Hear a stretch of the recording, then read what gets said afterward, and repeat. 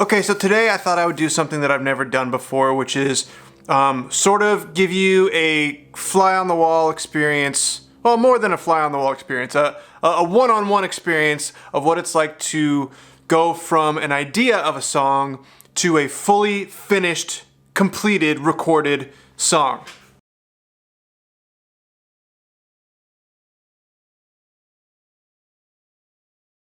So let me tell you about my starting point and then the process that we're going to go through. Where I'm at right now is I have an idea for a song. The parts of the song are completed. The chords, the verses, the pre-choruses, the chorus, they're completed on an acoustic guitar, okay? The vocal melody is completed.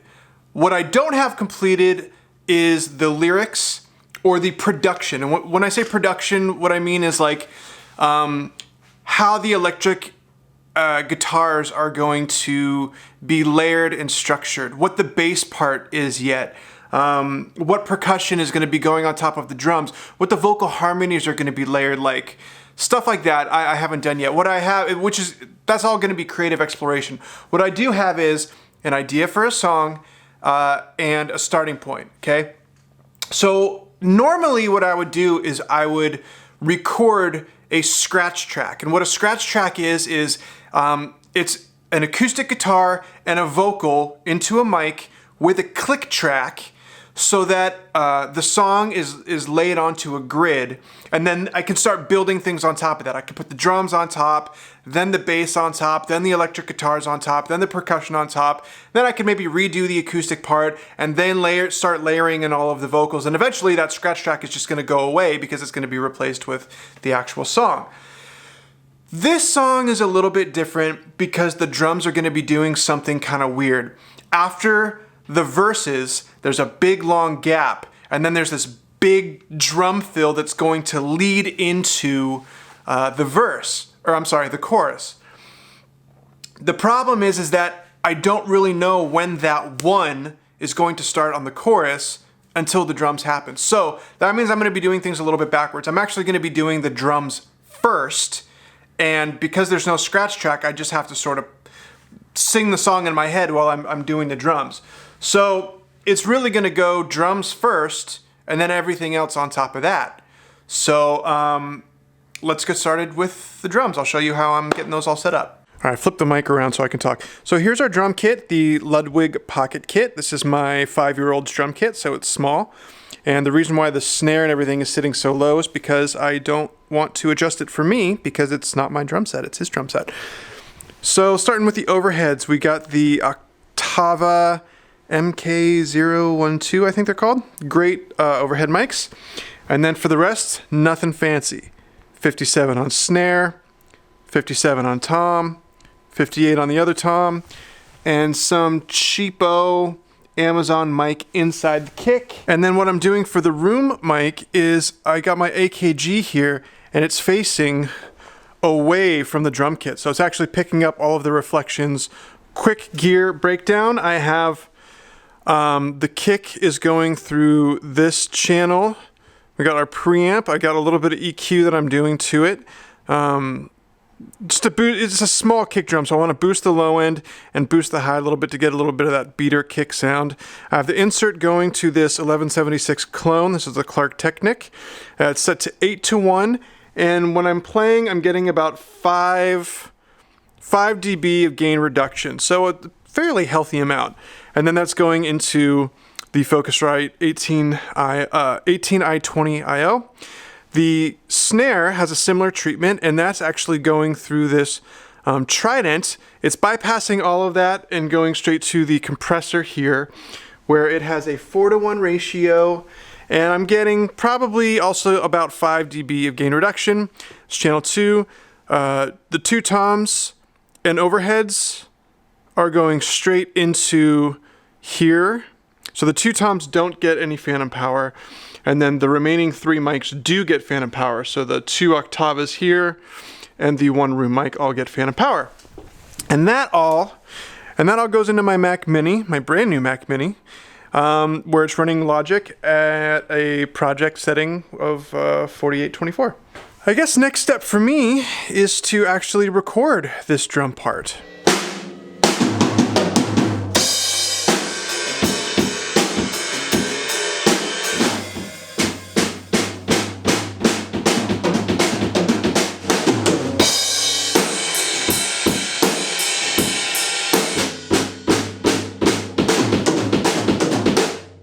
Okay, so quick update on what I'm doing. I have captured, I think 3 or 4 drum takes, I don't remember. But what I'm doing now is I'm editing down the best parts of the drum take. So I have take 3 here. About 60% of the song, maybe 60 or 70% of the song is actually really good. But the last take for coming out of the bridge into the last chorus was the best, so I slotted that in there. And then the very final build to the backity bookity back, the very end. So I had to do a few takes of that at the end, right here. So I put all those together, and now we have a cohesive take. But I don't want to start adding the bass and guitar yet, because if I do, I'm going to be adding them to what is a good performance, but it could still be better. What I'm going to do is I'm going to quantize these drums. I don't quantize every single song, but this one, I don't want to say it needs it, but I think it would do it justice to quantize it a bit. So we're going to do that. Once it's quantized, then I'll layer the bass in. Okay, so now that all of the drums are quantized, I'm going to attempt to do my first of 4 guitar tracks. There's a clean verse track, there's 2 distorted chorus tracks, and then there's a chorus lead track. And then I might do an acoustic track down the line. But for now, I'm just going to try to do the clean verse tracks.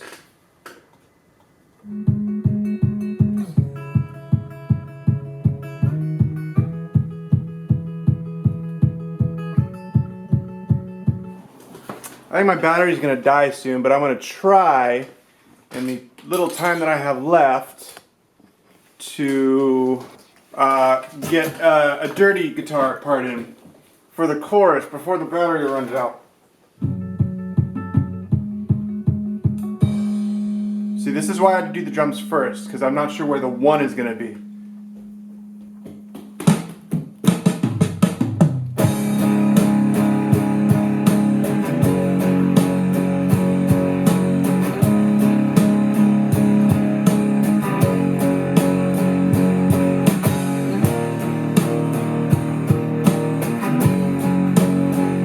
Okay, got 3 guitar tracks done. I got the clean verse done. I've got the distorted choruses done. I can already tell that those are going to need to be redone at some point.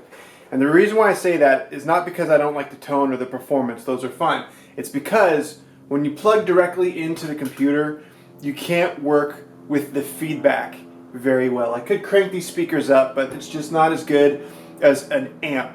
So when this is a little more fleshed out with the vocals and everything, and it comes time to, you know, start polishing, I'm probably gonna ditch these distorted guitar parts that I have in there now and replace them with actual amped up guitar. That way I can use the feedback to lead into choruses and, you know, bridges and stuff like that. So especially for this song, I need that feedback element. But for now, I have enough where the drums are in a good enough spot and the rest of the song is in a good enough spot where I can start adding some bass with my brand spanking new Fender Mustang this is the maiden voyage for this thing. Literally, I got it like 2 days ago for Christmas from my wife. Thanks, dear. So we're going to try it right now on the song, see what we get.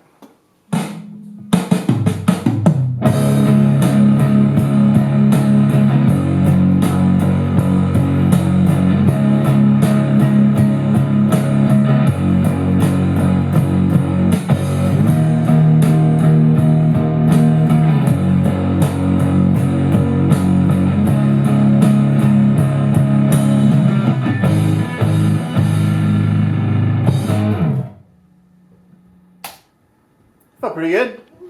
I'm just gonna do some loose, light mixing just to make sure everything's sounding okay.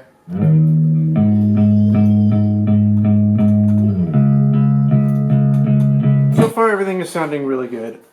There's just one small problem.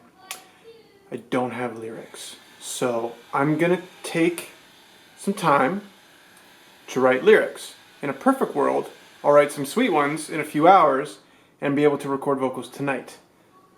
In the real world, it might take a couple days. But either way, see you back here momentarily. Here, I'm gonna do the thing that they do in YouTube videos, ready? Okay, I wrote some lyrics and I'm gonna lay them down. My plan is to do a single voice for the verse, For the chorus, it will be a doubled vocal with a harmony. And for the pre-chorus, I'm either going to go just a doubled vocal, or I'm going to go a single vocal with a single harmony. But somehow it has to build between the verses and the chorus. Between a single voice verse and a 3-voice chorus, there has to be some sort of 2-voice medium in the middle. I'm not exactly sure what that's going to be yet, but I'm going to play with it a little bit. Okay. Knuckles torn to shreds, black eyes bleed into one, aren't the best of. You walked away from everyone, survive the day, could anyone? Low harmony, didn't plan on doing that. I couldn't get that high for the high harmony though. I'm already kind of at the top of the register, so low harmony it is. So here's where we're at. I know that the audio is kind of gonna suck because you're listening through this little thing, and I'm gonna give. If I hadn't said this yet, at the end of this video, I'm gonna give the full song, fully mixed, fully done, played all the way through. But let me just show you where we're at. So what I ended up doing was I did the verse vocal, which is still a solo vocal, no help. And in terms of processing, it has some EQ, some compression, a little bit of slapback delay, and reverb. And it sounds like this. Reverb, not reverb. Knuckles torn to shreds, black eyes bleeding close to death. Tweak the clean guitar too. Last leg standing strong, beat to hell, but sure as hell not gone. And then for this pre-chorus, I did a double vocal. 201 aren't the best odds in the world. Lyrics are okay. Those might change. And then for the chorus, I did 3 main vocals. So instead of doubling it, I tripled it. And then I wanted to add 2 high harmonies, but I couldn't get there. So I ended up doing 2 low harmonies, and I lightly panned them.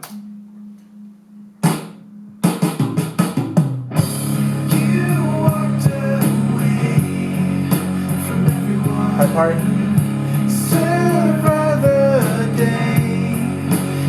And then the low part.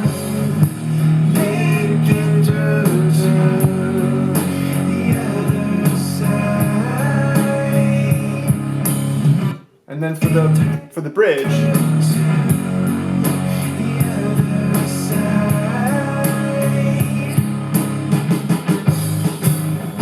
2 main vocal, 1 harmony on top.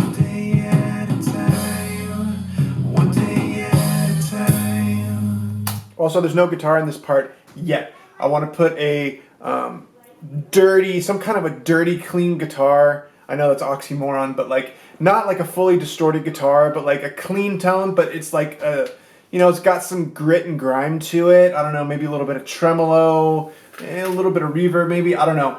And then I want to do a nice, clean, bright acoustic on top of that so that they're sitting sort of as one instrument. Think of the intro to Pennyroyal Tea from Nirvana, something like that, like electric and acoustic kind of blended together.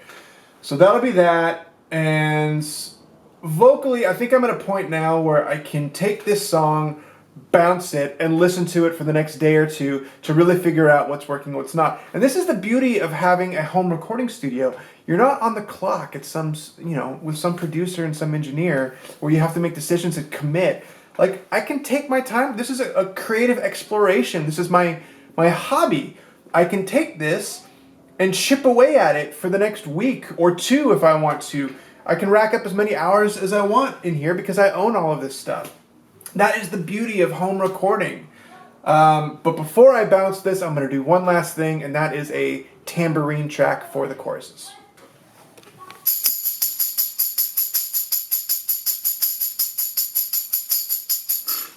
Tambourine seems like it would be super easy, but it's actually super hard. I got my amp set up over there. I think now is as good a time as any. I'm going to redo those distorted parts with some feedback and also probably get the clean part. If I have time, I'll try to get the acoustic part too. And then that would really put this thing pretty close to done. Unless I listen to it for the next day or two and decide that I hate the vocals. 50-50 chance.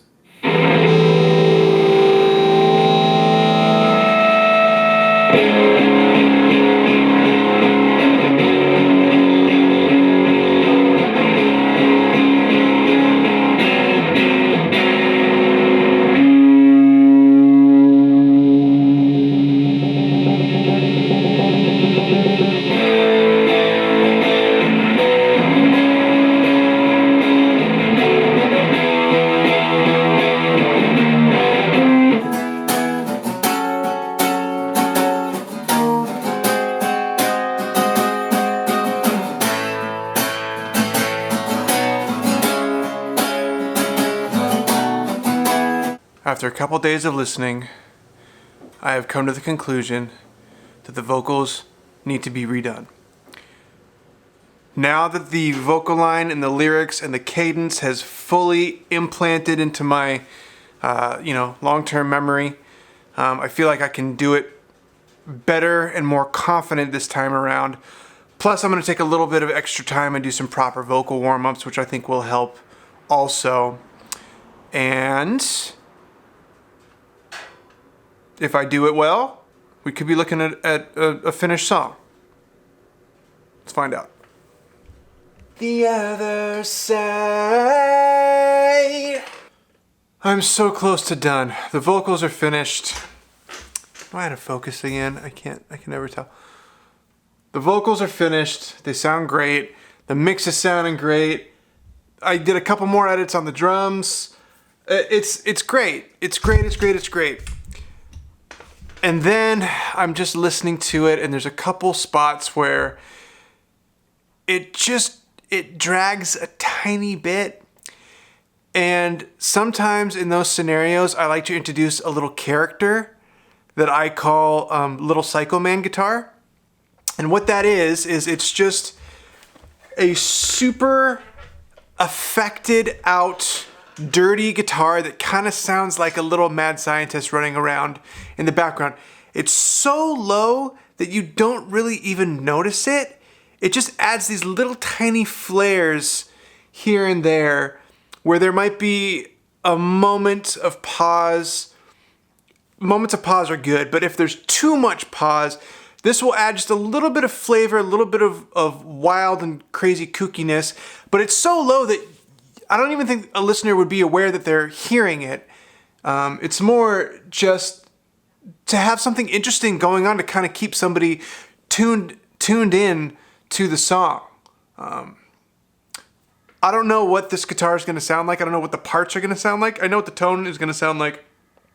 But this is going to be an explore. And then as soon as this is done and I feel like it's sitting in a good place, I'm going to call this done. I don't want this thing to go on and on and on. At some point, it has to be done. So this will be the last thing, I think. Okay, that part actually came out kind of cool. I'm going to play you a little bit of it. I want my family sleeping, so I'm going to keep it down a little bit. But here's what we got from that. So here's the song.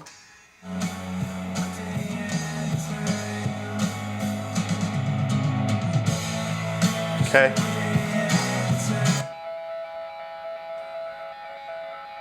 So that's the little crazy guitar part. It's sitting super low underneath, and then even in the verses, it'll just kind of pop up and chime a little bit here and there, just if there's a stretch of kind of boringness. It turned out pretty cool though. I feel like now that you've heard it here, you'll be able to hear it in the mix, but had I not played it for you here, you might not have even heard it. You probably just would have kind of felt it, but not necessarily heard it. With that, I'm feeling pretty good. I think this might be done. I think it might be done.